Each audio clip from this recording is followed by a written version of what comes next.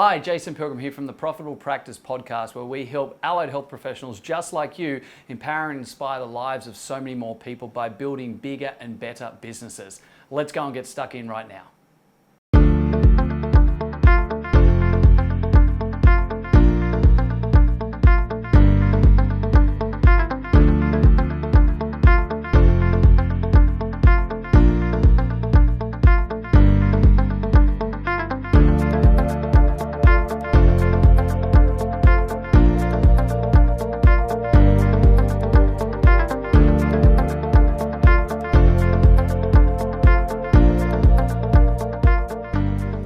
So I guess 2 weeks ago I had Cheyenne come on board, new exercise physiologist.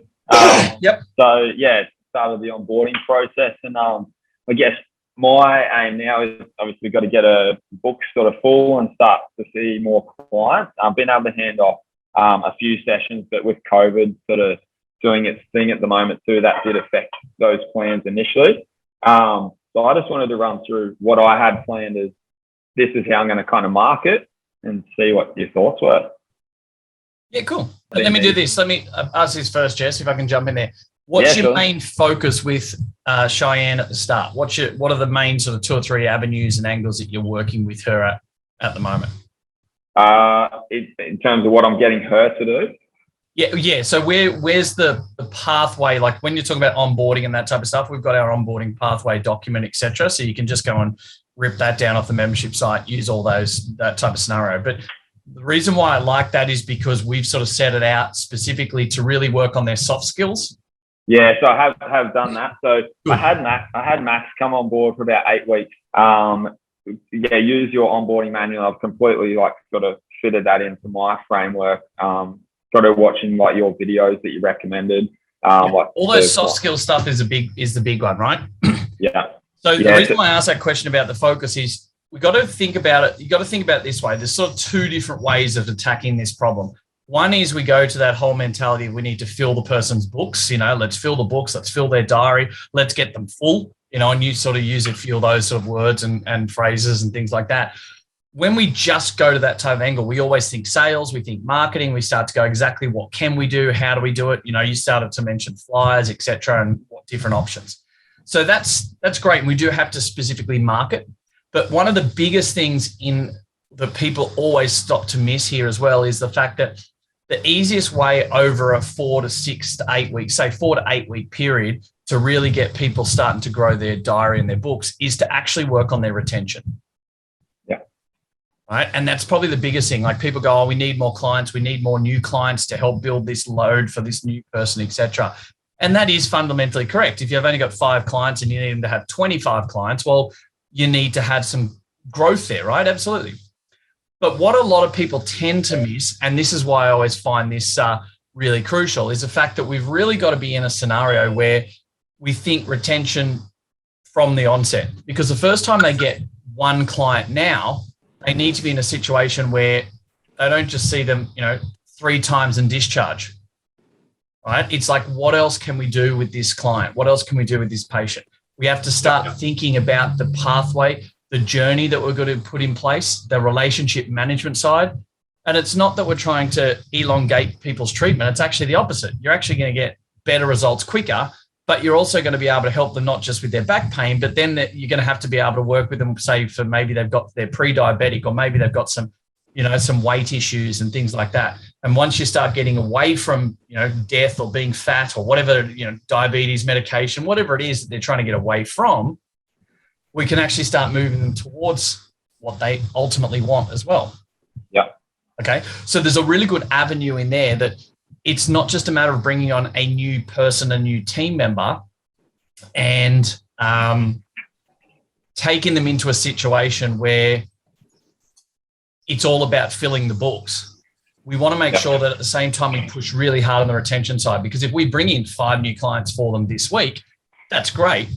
But if it's a churn and burn type scenario, then it means that you're starting to spin your wheels on your marketing side of things all the time. So I just want to make sure that you're balancing that equation nicely, because if you can make 1 or 2 out of every 3 or 4 people become, raving fans and be in a situation where they're absolutely loving all the all the processes moving forward. They're loving the journey. They become your raving fans. They become ones that bring other people. There's so many avenues for us to improve that retention over time, lifetime value. They can also, you can build in then group sessions that you never even thought, because you've got 2 or 3 like-minded people that want to do that. And then they're the ones that bring their friends and their family and that type of stuff as well. So that 4 to 8 week window of growth early on is not just the new side of things, it's really heavy into the retention side. So work on their soft skills, their relationship management side of things, follow through that onboarding, complete big document, etc. And we've got all those resources and that on the membership site for you guys with your team as well. Okay. Yeah, and I do feel like the next 4 weeks I've got that fairly set in place. Particularly, I guess, seeing everything that you've taken us through previous webinars and everything, and on Facebook. So, like, I've got a lot of your videos that I've got as part of the plan, and it's all sort of set and ready to go. And really trying to drive, that retention and building that spec ratio up to my spec's at about 6. So I basically essentially want to keep that spec. So every time a new client comes in, you're seeing them 6 times on average, which is good. There's got some really good avenues there for, the right relationship management, for business growth, good retention, raving fan development, engagement with the client, getting great outcomes. It's fantastic. So absolutely. We want to try and harness that with the new team member as well. Yeah. And then I thought with that going on, I sort of assumed with the marketing, it would take that kind of 4 to 6 weeks for, if I start implementing a little bit now, then hopefully 4 to 6 weeks, a lot of that onboarding retention work is done, that it would just start to trickle through with some more referrals. Absolutely. I mean, I always like to make sure these things happen before they even start, but obviously she's now started. So let's actually rip in and push pretty hard on it. One of the big things as well is, you can go and do a lot of, you can use social media and those type of things as well. And you can put scenarios out there and actually, flag the elephant in the room that, we do have a new team member. This is her name. This is her background. She specializes in these 2 or 3 areas. If you've got headaches, if you're, got some diabetic concerns or, et cetera, she's the person to see. Maybe she's the only person in the area that's got those particular skill sets. And actually telling people that is really crucial. There's so many people that are the world's best kept secret. Yeah. They have a new team member come on board and they don't tell anyone. They hardly even tell their own client base. And you might have 9 team members already and you're going to 10. Well, absolutely, your clientele base should know, and they should know about who they are and get to know them. Because remember, when we're talking soft skills and relationship management and things like that as well, you're talking people health and medical. People want to have that relationship. So it's like you don't walk into a barbecue setting and you've got 8 family members at a barbecue, and all of a sudden everyone's standing around like, who's this other girl over here? And it's like, oh, she's a cousin we've never met, but no one gets introduced to her, right? That just doesn't happen. That'd just be weird. Yeah. So if we're trying to take our clients on this journey with us and they're part of who we are and we've got this strong core of support and people, then absolutely you want to make sure that you're introducing them. Rather than Mary, she's a cousin and, she likes horse riding, horse riding, long walks on the beach. This is what she's studying at uni. This is her partner, those type of things. You turn into almost a similar type scenario. Introduce them to your team, to your clients, to your community. Make sure they know what the specialties are, because a lot of people will be reluctant to engage with people when they don't really know them. If they don't know them, they don't like them. If they don't like them, they can't trust them. That's how we know with no like trust. That's how it works on the sales game. Yeah. Okay. But to unlock that sales type of process, you've got to have trust that they've got to like them first. So it's got to be a lot of work with them. I would be doing stuff with them right now with the new girl in a scenario where she's putting her face forward a lot in the social media side of things. Yeah. Right? Okay. Putting her forward of what she's doing out there in the community. She's working with particular groups. Is she working with any support groups? What's her specialty? Does she specialize working with,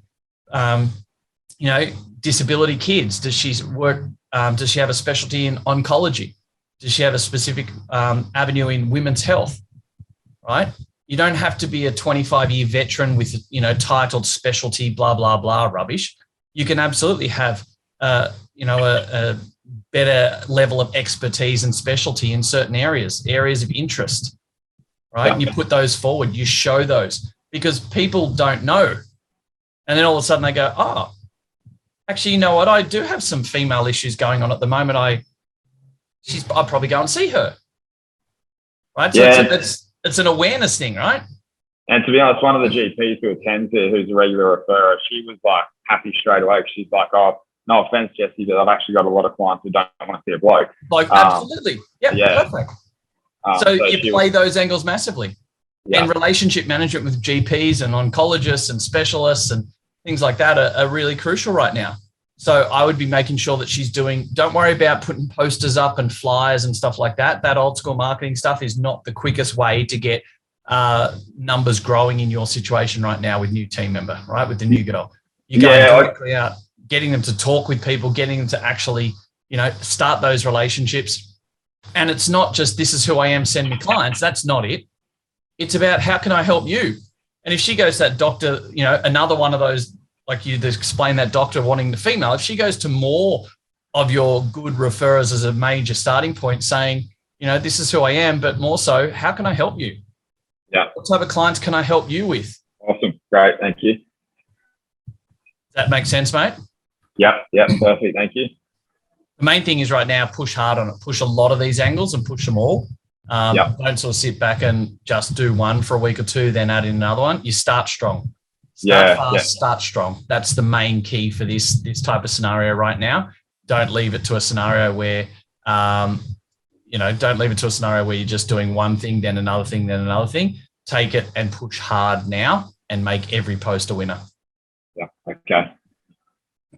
Awesome. Thank you. Hey guys, thank you very much for listening to another episode of the Profitable Practice Podcast.